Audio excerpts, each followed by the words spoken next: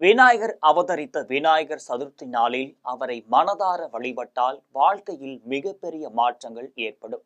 இந்த ஆண்டு ஆகஸ்ட் மாதம் 27ஆம் தேதி விநாயகர் சதுர்த்தியானது கொண்டாடப்பட இருக்கிறது. ஆகஸ்ட் மாதம் 26ஆம் தேதி மாலை 4:30 மணி முதல் 5:50 மணி வரை அல்லது மாலை 6:30 மணி முதல் இரவு 8:30 மணி வரை விநாயகர் சிலையை வாங்கி வந்து வீட்டில் வைக்கலாம். இது சிலை வாங்குவதற்கு நல்ல நேரமாகும்.